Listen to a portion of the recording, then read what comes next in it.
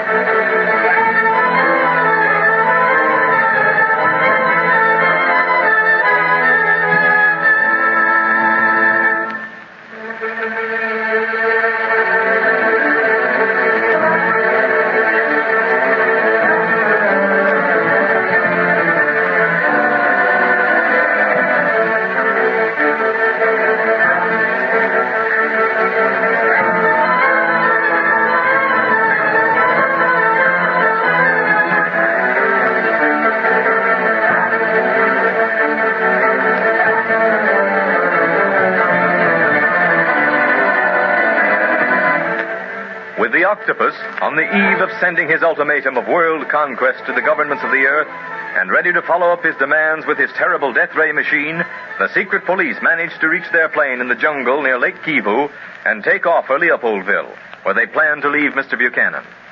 They are almost at their destination now, and we find Barney at the shortwave radio trying to reach either the Emir of Kano or one of the outposts of the French Foreign Legion to warn them of the Octopus's plans. It's no use, Clint. I can't raise anything on this set but static. Kano's the nearest station that can do us any good, and I can't get through to him at all. Well, if you can't, you can, Barney. Maybe we can reach them from Leopoldville. The government has a very powerful set there. But supposing the Octopus is checking all government calls. With that plan of world conquest in his bean, he's apt to, you know. I know, but we'll have to risk that. It might be best if we do call Kano or the Legion outpost from Leopoldville. I want the regular operator to do it, to give the warning. And if the Octopus should listen in, though he'll know the authorities are suspicious of him, he won't be as alarmed as if he knew we were still alive. That's right. He knows that the secret police are the only ones who know about his death ray machine, and he thinks we're out of the picture. That's right. So turn the set off. No use using up the juice when you can't bring anything in. We'll be in Leopoldville very shortly. Okay. Want me to take the controls for a while? No, thanks. I'll set it down. You might go back and see how Mr. Buchanan's getting along, though. You should be getting a reaction from that quinine you gave him right after we took off. Yeah, I'll go back and take a look. If you need anything, just give a yell. Don't you worry. I will. You're the one who generally does the yelling, pal. Yeah, okay, wise guy. It's pretty cocky. Because he's getting close to the kill, that's why. He always gets extra edgy then. Here comes Barney now, Mr. Buchanan. You remember him? You forget, Speed. Mr. Dunlap was wearing a gorilla skin the last time I saw him. That's right. But you're looking a lot better, Mr. Buchanan. I see that quinine worked all right. Yes, thank you. I'm feeling much better. I believe the fever has just about run its course, Barney. Yes, swell. Then all he has to do when he's grounded is fatten up a little, and he'll be as good as new, huh?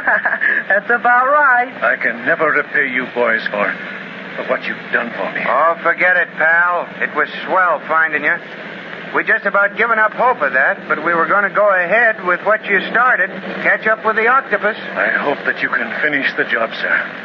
I stand ready to help you in any way I can. Well, you get stronger on your pins before you try to help us, Mr. Buchanan. There's nothing you can do in the way of helping us in the actual arrest anyway, but you're going to be a darned important witness against the Octopus. Yes, I have all details of how the Atlantean Syndicate began and how the other stockholders and myself have been swindled out of thousands of dollars. I'll write it all out for you. Fine and dandy. But you better not talk anymore right now. You're pretty weak. That is right, Senor Buchanan. Rest as much as you can, for soon you will have plenty of opportunity to talk. Yeah, and you want to feel pretty good when we land in Leopoldville. You're going to see your wife again, you know. Yes. Poor Mary, she must have worried all the weeks I've been held prisoner. And how she's been worried. But that'll soon be over because we'll be in Leopoldville any time now.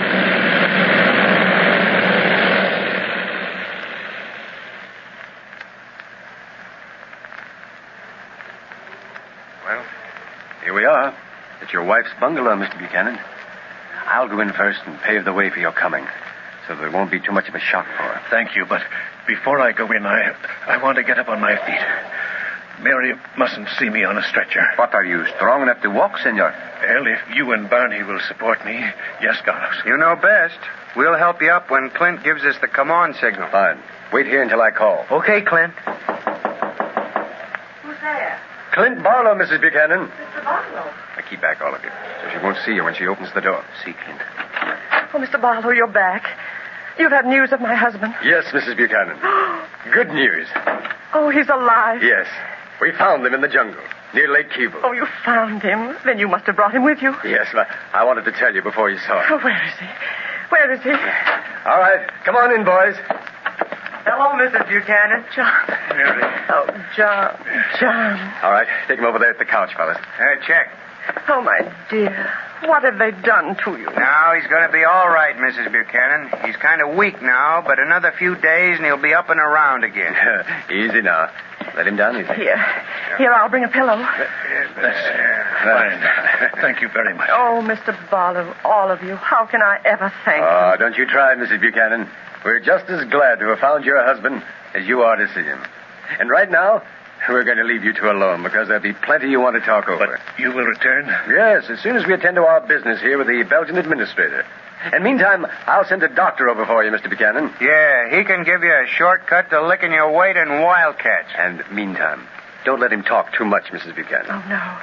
It's enough to have him here after all these hopeless weeks. Yes. Well, come along, fellas. We've got plenty to do between now and the time we leave here. Oh, John, my dearest, I'm so thankful to have you back again. My prayers have been granted. Well, we did our good deed for the day. Now what? Well, I'm going back to the Belgian administrator's office, Barney, and see if I can get a short-wave message through to the Emir of Kano. Mm-hmm. And, Carlos, you come with me. See, Clint. What about us? Well, you and Barney go back to the plane and see that we get the fuel and water we ordered. We'll take off as soon as I can get that message through. Or before, if it's impossible to talk to Kano. You're going back to see Buchanan, ain't you? Yes, but not for long. In the first place, the man isn't strong enough to do much talking, and in the second place, we've got to catch the Octopus before we can start prosecution. Still, there may be something Senor Buchanan can tell us that will aid us in capturing the Octopus. We'll see when we go back. But I want that plane ready for an instant takeoff, Barney. Say, it'll be so ready that we'll have to anchor it to hold it down. That's the spirit. Let's see now. What time is it? Uh-huh. It'll take at least an hour to clean up my business with the administrator and talk to Kano. So, let's say meet back here in an hour and a half. That'll give us all plenty of time to do what we have to do. Okay, we'll be here. Yeah, and see that you are. Because the sooner we start for the Sahara, the more lives we may save. So come on, let's get going. Will you have anything more, Mr. Dunlap? Oh, thanks, no, Mrs. Buchanan. For the first time in months, I can honestly say that I've had too much to eat. And was it swell? Well, I hope Mr. Barlow and the others come soon while things are still hot. They should be here now. The time limit's up, and Clint's never late when something important's up. Oh, you sure picked a great cook when you picked a wife, Mr. Buchanan. Yes, and do you know, Barney, I'd almost forgotten it. Huh? How could you ever forget that? Well, as you know, I'm considered a wealthy man. Yeah, and how? As my good fortune grew, so did the servant list, and Mary did no more cooking until we came down here. Yes, when we came to Leopoldville, I put my foot down and insisted on doing the cooking at least. The native servants could do the other work, but I took charge of the kitchen and just loved it. Well, with food like that, I can see where it'll be no time at all until your husband's up and around again. Well, Yes, indeed. I'm anxious to watch Speed eat your pie, dear. He'll appreciate it after living off the land for so long. Yeah, and monkeys. Oh. You say that Speed went to the government offices to meet Mr. Barlow? Yeah, after the plane was tended to, he decided to walk down and meet the others. We had some time to kill, and he thought Lucky might like the exercise after being cooped up in the plane for so long. But me, I came here, and am I glad. That must be the others now. Yeah, I'll open the door. Oh, you beat us back, huh, Barney? You bet. And have I been making use of my time? Oh, you're eating again, huh? What do you mean again? You should have said yet, Clint. Hey, what is this? Never mind. Here's the important thing.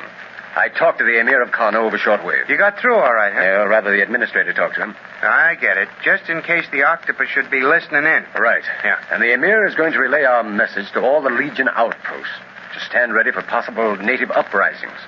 And also to stand ready to march to the Atlantean base when the call comes. What's the native uprising scare?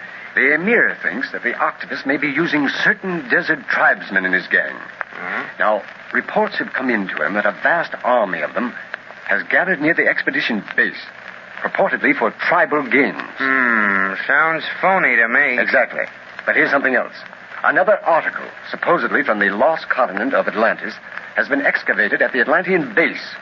Half a bar of pure gold. Gold? Yes. That's strange. I happen to know that the Octopus has turned all the money he swindled from the Syndicate into gold bars, and he's buried them somewhere near the expedition camp. Clint, we're on a hot trail. Well, right now, before you say another word, I want you all to sit down to a hot meal. Mr. Dunlap's already had his, but I'm sure the rest of you, and Speed in particular, must be very hungry. Well, thank you, Mr. Buchanan. That's very kind of you. By the way, where is Speed? Yeah, where? Why, he's with you. He is not. He went to the plane with you. I know, but after we left there, he decided to take Lucky and walk on down to meet you and Carlos. But we have not seen him, Barney. What? No. I don't know. Why did you let him out of your sight? Oh, we're safe enough. It's early yet. Safe? He's missing, isn't he? And right as we're ready to take off for the Sahara. But Clint... Don't do any more talking. Speed was going to meet us. Well, the offices of the administrator are on the main street. The same street that leads directly to our plane. And Speed wasn't on that street when we came here, or we'd have seen him. Now, something's gone wrong, Barney, and we'd better see what, if we're not too late.